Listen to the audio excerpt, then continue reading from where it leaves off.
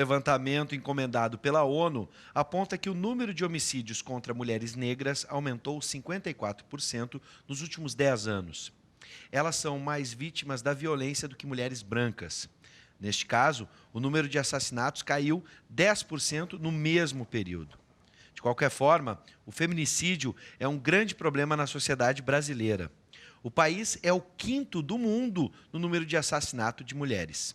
Sobre este assunto, nós vamos conversar agora com a delegada Rosane de Oliveira, titular da Delegacia da Mulher de Porto Alegre e advogada integrante da Comissão da Verdade da Escravidão Negra da OAB, Juliana Bueno. Boa noite, meninas. Sejam bem-vindas. Boa noite, né? Boa noite. Para começarmos, a gente pode afirmar que esses números demonstram a vulnerabilidade, digamos assim, da mulher negra? E em qual contexto social elas se encontram na maioria? Acho que a gente pode começar pela delegada. Com a delegada. Olha, eu acredito que essa questão da mulher negra é uma questão social que vem se prolongando ao longo dos anos, né? Começou na escravidão e só veio, né? Ainda existe dentro da sociedade uma diferenciação entre homens e mulheres, mulheres brancas e mulheres negras, porque as mulheres negras, eu acredito que têm menos acesso à informação, à educação, a condição econômica é menor. Então, todos esses fatores fazem com que a mulher negra esteja mais, eu acredito, eu não sei se a nossa amiga aqui vai dizer o mesmo, todos esses fatores deixam a mulher mais vulnerável e mais propensa à violência doméstica, evidentemente. Bom, dá para a gente dizer assim, a mulher, como a gente vê os números do Brasil, que aponta o Brasil à violência contra a mulher, e ainda assim, dentro dessa perspectiva, a violência contra a mulher negra. Exato. A gente pode incluir também os homens negros, porque os números apontam, por exemplo, jovens negros da periferia sofrem muito mais a violência do que outros jovens brancos, até mesmo da periferia. O que acontece, né? Nós temos a interseccionalidade das discriminações, Sim. Né? Recortes. Então, a mulher negra, ela passa por 2 recortes, de gênero e raça. Então, realmente, aí agrava, né? Se fosse uma mulher negra e homossexual, teria 3 recortes discriminatórios, né? Que nós chamamos no direito de interseccionalidade. Então, é importante o que a delegada falou, é exatamente isso, veio de uma cultura, de uma construção histórica, né? E querendo ou não, da nossa colonização e tempo da escravidão, né? E o que é importante nós avaliarmos, certo? A mulher negra, o homicídio, esse aumento no homicídio das mulheres negras reflete, na verdade, uma agressão cotidiana. Ele é a extrema expressão de uma agressão que a mulher negra sofre cotidianamente, seja no ambiente familiar, seja no ambiente profissional e social também. Quando nós temos a hipersexualização da mulher negra, quando a mulher negra é vista como um corpo, né? Se vende a imagem da mulher negra sempre como um objeto. Claro que a mulher branca também passa por essa questão de ser objetivada, certo? Mas a mulher negra tem historicamente essa construção e é um agravante, né? Bem sério. Seja na questão salarial, no ambiente profissional, em quais ambientes se vê, e aí eu trago para o ambiente da justiça, são raras as mulheres negras em cargos de poder, em qualquer uma das esferas sociais. Tu não vê mulher negra, né, ocupando cargos de poder. E aí vai me dizer que nós compondo, eu digo homens negros e mulheres negras, compondo 51% da população brasileira, não tem pessoas capacitadas para ocupar esses cargos? Claro que muito bem. A maior parte dessa população está na zona periférica, né? Realmente está na periferia, na comunidade, pela construção social que foi sendo dada. Sim. Então, eu acho que é muito importante para o telespectador avaliar realmente e questionar essa questão, que a mulher negra vem sofrendo agressões diárias. Ela é invisibilizada cotidianamente, né? Só está batendo o teu microfone, Legiana, vou só pedir para te puxar um pouquinho mais, está dando um barulhinho para quem está em casa. Perdigão, sobre... porque assim, tu disseste muito bem, são questões culturais, né? E claro, dentro desses recortes, né? A gente sabe da centralidade hoje da cultura em diversos aspectos, mas aí eu fico tentando... Cada caso, a delegada pode nos ajudar, acho que as duas têm conhecimento a respeito, cada caso tem a sua... me fugiu a palavra, mas cada caso é um caso. Peculiaridade, tu Peculiaridade, exatamente. Muito obrigado. Bom, cada caso tendo a sua peculiaridade, fica às vezes difícil de generalizar ou traçar um perfil. Mas é possível a gente identificar, por exemplo, o perfil do agressor. Num primeiro momento a gente imagina zonas de periferia, de vulnerabilidade social. Dá pra gente traçar o perfil. Tem envolvimento com bebida alcoólica, a criminalidade, tudo isso passa, tráfico de drogas. É possível? São diversos os fatores, né, que nós temos com relação à violência, né, como um todo. E, em especial, a violência doméstica, que a gente vê bem caracterizado, que é que a mulher pobre, na condição econômica pobre, e a mulher negra, que ainda tem menos acesso, né, às coisas que a sociedade oferece. Então, ela é a vítima que tem maior número de mulheres negras e condição pobre.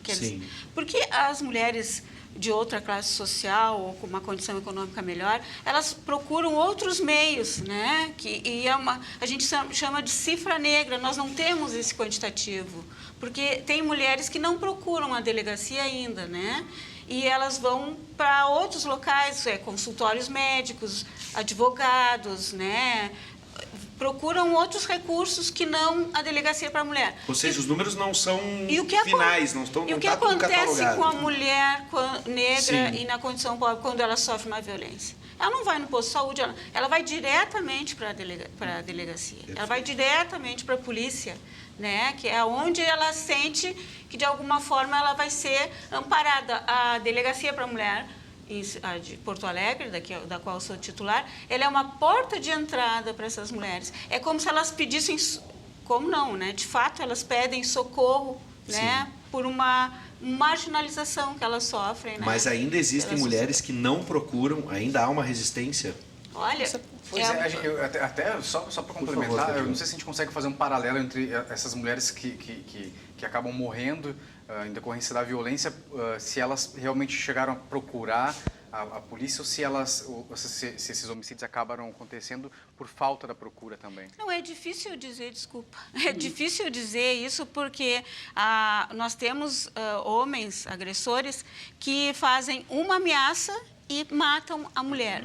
E tem outros homens agressores que passam uma vida inteira ameaçando a mulher e não fazem nada. E outros que nunca ameaçaram que acabam matando a mulher. É difícil dizer, mas a gente percebe que o número de ocorrências é muito grande, é uma coisa preocupante até, porque ontem, no dia de ontem, foram registradas mais de 40 ocorrências por dia.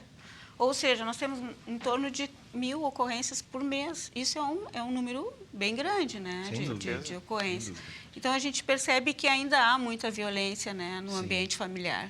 Juliana. E eu gostaria de estar complementando aqui, muito bem colocado pela doutora, que é interessante nós avaliarmos todas as tuas questões, né, que tu levantaste. Nunca dá para se generalizar nenhuma situação, né? Então, eu acho importante, mas claro que nós conseguimos traçar um perfil tanto do agressor quanto da vítima, né? Essas mulheres normalmente são mulheres da violência doméstica, né, que procuram a delegacia, normalmente são mulheres que elas têm uma dependência emocional, uma dependência psicológica, né? E tem uma dependência também financeira em muitos momentos do companheiro. Então, são mulheres que elas, enfim, não sabem o que fazer se separar daquele companheiro. E muitas vezes procuram as delegacias, fazem registros e até, em muitos casos, acabam voltando com o companheiro, né? Acontece muito isso. Por ter esse vício em vários aspectos, né? Então, realmente é uma demanda. E, como eu falei, a agressão, eu acho importante até para quem está nos assistindo, porque a agressão, ela não necessariamente começa realmente batendo na mulher. Começa por uma agressão, em muitos momentos, psicológica. Começa por uma ofensa que parece não ser nada, né? Olha, tu é burra, tu não presta para nada. Primeiro que, em muitos momentos, a gente vê os casos que eu acompanhei, certo? Namorados, né? O companheiro começa a questionar a questão da roupa que ela está vestindo. Não gostar, certo? E aí começa com ofensas.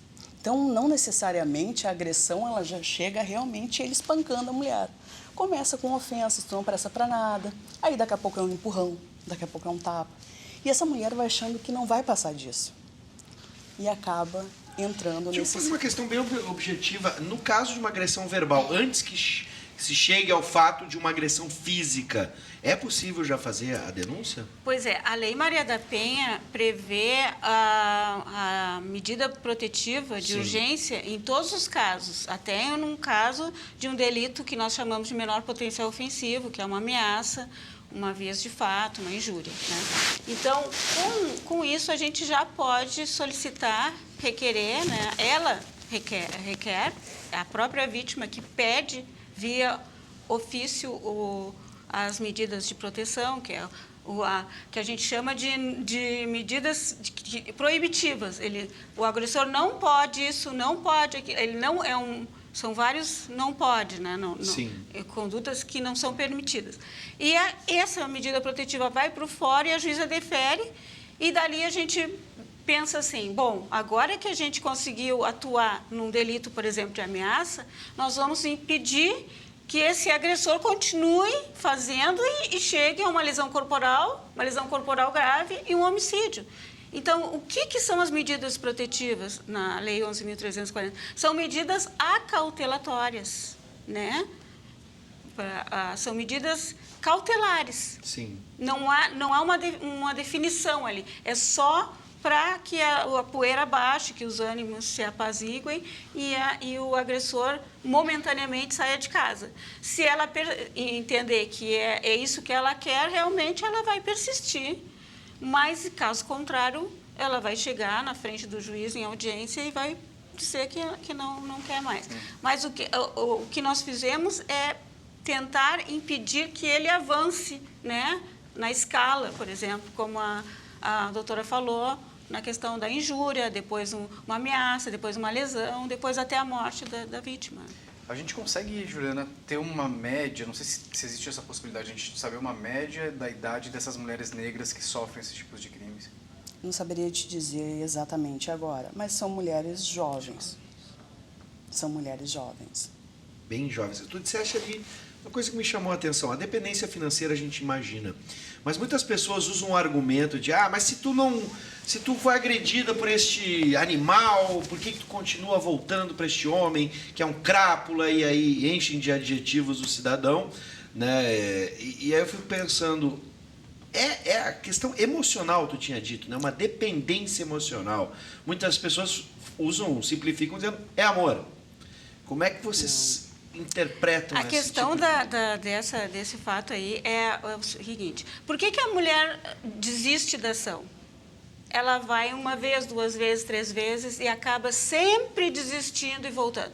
Porque se uma mulher é xingada, né? Vou falar um termo bem comum. Se uma mulher é xingada durante uma vida inteira ou durante anos a fio, a autoestima dela está lá embaixo. Então, como a autoestima dela baixa, ela não tem aquele sentido de valor como pessoa, Sim. como mulher. Então, ela não consegue persistir num processo porque internamente ela não está fortalecida para enfrentar.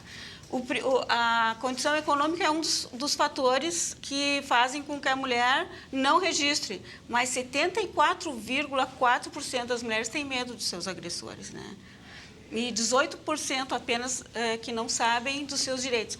Elas sabem dos seus direitos, mas elas temem, têm muito medo. É uma falta de confiança na justiça? Não, é o seguinte, se tu coloca um cachorro, por exemplo, ele vai comer daquele prato, e se ele leva um choque, ele para de comer. Se uma mulher é falado para a mulher que ela não serve para nada, que ela não sabe cozinhar, que ela não sabe lavar, que ela não sabe cuidar dos filhos, que ela é uma pessoa sem valor, ela vai incorporar essa informação ao longo dos anos. Sim. E muitas vezes esse tipo de delito, que é uma injúria, é muito mais grave que uma lesão, porque a lesão passa. E esse tipo de delito, ele se perpetua ao longo dos anos e a mulher acaba incorporando essas informações. Juliana, onde é que está a falha? Onde é que está a falha? Por que o número de mulheres brancas assassinadas diminuiu e o número de mulheres negras assassinadas aumentou? Onde é que está a falha? A falha está na nossa sociedade ainda ser racista.